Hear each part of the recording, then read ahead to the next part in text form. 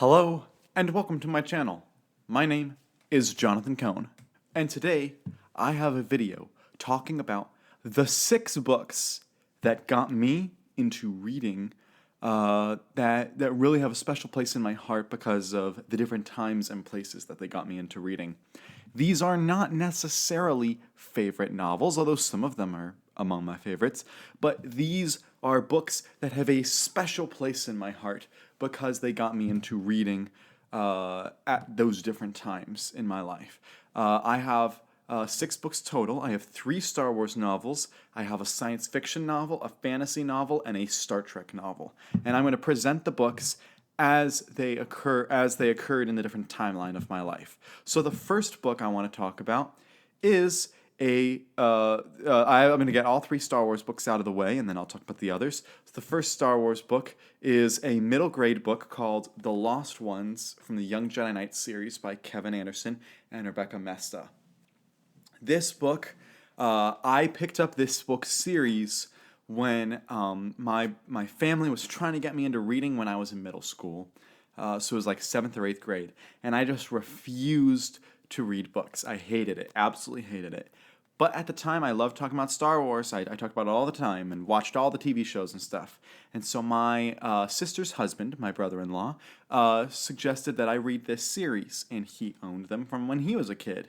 And so I picked this book up, this book series. I believe I started with either Shadow Academy or Lightsabers, one of the two. But I read those books, which I think are amazing books. But this book is what I'm going to refer to today, The Lost Ones, because there is a sequence in this book that stands out to me as a singular sequence that I will never forget. That was one of the first times I told my family about a book I was reading. In this book, there is a sequence where they're having a banquet on Coruscant, and basically the whole book takes place on Coruscant, which first of all is just an awesome part of it. But in this banquet, you have Jason and Jaina have their friend Zek, who's joining them for this banquet, and Zek is really nervous because he's a poor orphan who is not used to being around opulent people from Coruscant. And the leader of the New Republic, Leia Organa Solo, has invited him to join this banquet. And I just loved the sequence where he goes into the banquet and he's nervous and he ends up eating one of the garnishes. Or is it garnish? Anyway, he ends up eating one of the he ends up eating one of the plants that is on the table for decoration, thinking it's part of the meal. And then he says something very public about it, and one of the kids elbows him and says, "Hey, this is not part of that. This is not a meal." And he's embarrassed. And then Leia has pity on him, and so she just grabs a piece of the plant and starts eating it herself to try to make him feel better about himself. And it's a sweet moment, and it's a very vivid moment for me, and the compassion that the character shows Zek here. And it made him feel very, connected to that family. And I just loved everything about it. So I really appreciated that moment, and this is one of those things where I told my family about it multiple times, to the point where they were like, "We've told us about this scene before, Jonathan." But I remember, like, I loved reading about it and loved talking about the reading process. So that's why this book's on my list. The next book, it happened around the same time, about 7th or 8th grade. I don't know which came first, the young adult book or the adult book that I read. But I read James Luceno's Cloak of Deception. I actually, it's not this copy of it. I actually saw it at a library, and I was browsing through the library because my mom made me go in with her to the library, and I happened to see a Star Wars novel by James Luceno. And I saw that it had some of my favorite characters. At the time in middle school, my favorite movie was was Phantom Menace. It's not my favorite movie anymore. My new favorite is A New Hope. But at the time, I loved Phantom Menace a lot. And so I saw the characters from Phantom Menace, Valorum and Palpatine and Qui-Gon Jinn. And I thought, this is just the coolest thing ever. And so I was like, I want to pick up this book. And then also at the time was when I started wanting to get into politics, because I ended up going to college for politics. But I was starting to get the political bug, and this book's all about the politics of Star Wars. And as I read this book, I was like, this is brilliant. This is so much fun. And so I just ate this book up. And I remember going home and telling my family about like the politics in this book, and telling them about what the opera scene was like for Star Wars and all this stuff. And uh, I didn't, after reading these books, I still had not ignited a love of reading yet, but I had loved reading these books. And so I had a blast reading these. So, my third and final book I'll reference is Paul S. Kemp's Lords of the Sith. This is the first time ever I purchased a book with my own money. In December of 2015, I had started a job at Chick-fil-A when I was only 15 years old. The laws allowed for 15-year-olds to work, and I had been earning some money myself there. And one day my mom was shopping somewhere, and she had me go into Books A Million and said, just browse for a while I'm shopping. And I was like, well, it's better than going to all the stores she's going to. So I just was walking around Books A Million, and I saw their Star Wars section, and I saw they had a book with Darth Vader and Palpatine. And I saw, as I was reading it, that it had Rebels characters and Clone Wars characters in it. And I was like, this is just the coolest idea. And so I used my money, my own money, to buy this book. This is the first book I ever bought with my own money that I wanted. And I read through the book, and I had a blast reading it. At the same time, December 2015 is when Star Wars fans know that The Force Awakens was coming out.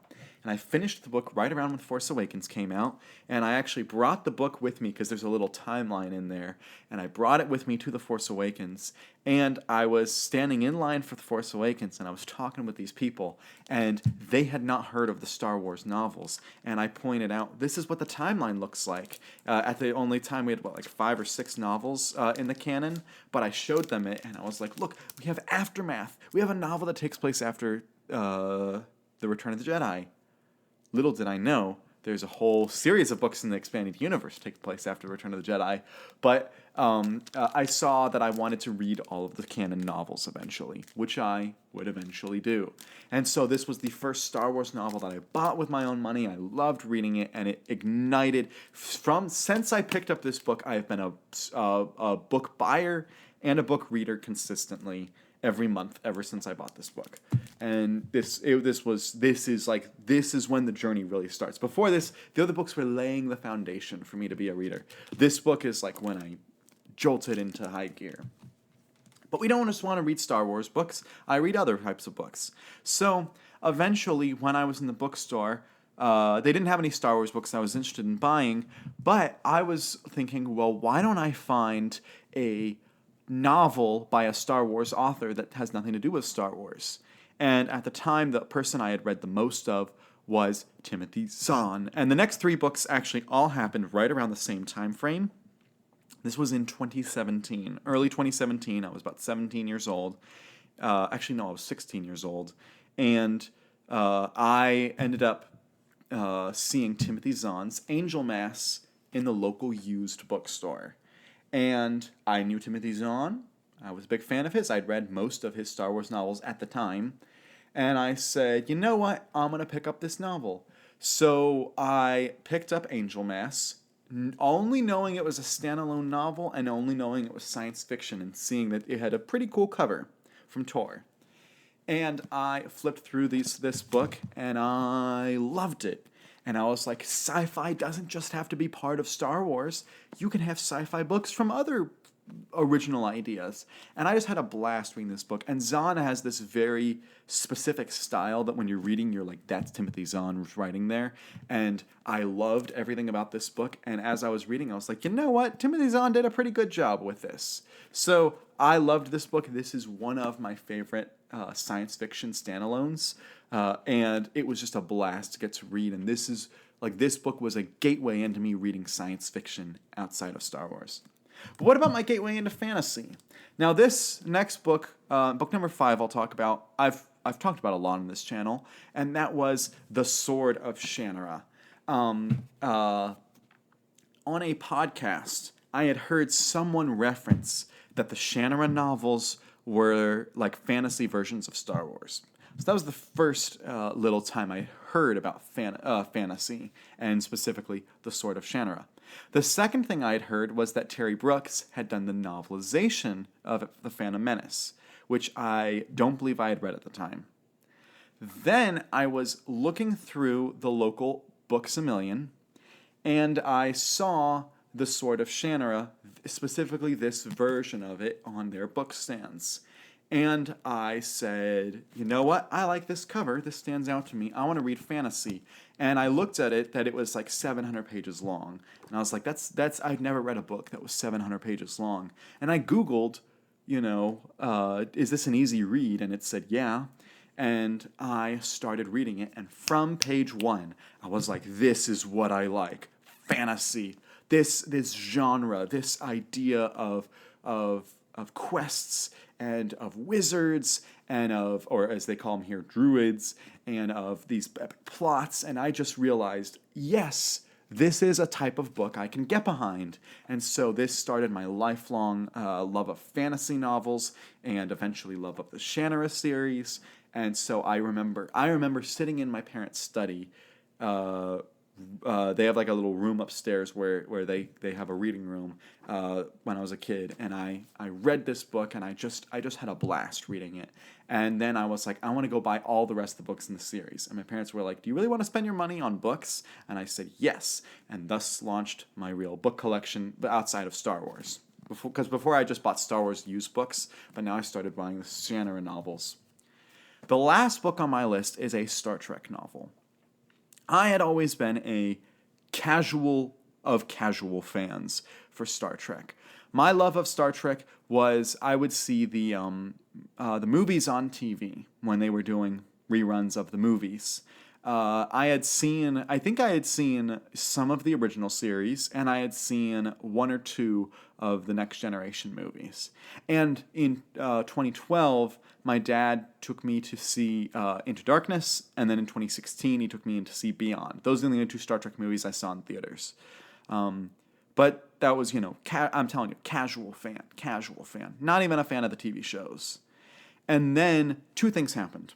One, my brother-in-law, the one who bought me that Star Wars, or not brought me, but brought me the Star Wars novels that I read, that I mentioned, the Young Jedi Knights, he suggested that I watch Voyager. He said it was one of his favorite series, and he thought I would enjoy the characters. So that's one. The second thing that happened was I heard that a Star Wars author that I had enjoyed, John Jackson Miller, had written some Star Trek novels. And they had come out in late 2016. And as I'm telling this story, this is early 2017 that this is happening. So the books are still pretty fresh, new on the book stands. And I was in Barnes & Noble when we had moved. We moved between 2016 to 2017. And so we stopped going to Books A Million and started going to Barnes & Noble in our new town. And in that Barnes & Noble, they had 3 brand new copies of John Jackson Miller's Star Trek trilogy. And I'll mention the first book, Hell's Heart. I'm actually rereading this book through audio, which is just a blast. And this is, I said, some of these books are favorites for me, and some of them just are, I have fond memories of. This is both. This is my favorite Star Trek novel, and also, but it's part of a trilogy, so it's like not a standalone, but it's my favorite Star Trek novel trilogy, and it's also has that special place in my heart. And as I only picked this up because John Jackson Miller was the author, and I'd heard interviews that he had done where he said, oh, I write all my books so that you could jump right in if you've never read any Star Trek novels before, and if you just have a basic familiarity with Star Trek. So I did. I read the book. I read the whole trilogy, loved it, amazed by it, and I picked up his other Star Trek novel, Takedown, and then I started, at the same time I'm starting to watch Voyager and get into the TV shows. Then I read the Voyager novels, the Homecoming books. Then I found at a used bookstore, I was shocked to see, I found the whole Full Circle series. I'm talking, I found Full Circle and all the books there. And I was like, well, I need to read those books, and then I started getting into the post-Nemesis universe. But it all started with this book that I saw because the author had said you can read this without knowing much Star Trek, and I really bought it because I liked the author. And that, I've 100 plus, really 200 books, Star Trek books later, and I'm here on BookTube. And so this is one of those books that I consider as the integral books for getting me into reading Star Trek novels. So I talk about fantasy, Star Wars, Star Trek, science fiction, all the genres. These are the 6 books that got me into reading and really hold that special place in my heart. So if you're a big reader and you have those books that got you into reading and you really credit those books for jumpstarting your fandom, what books would you say are in that list? Let me know in the comments section down below. And until next time, I'm Jonathan, and thank you for watching.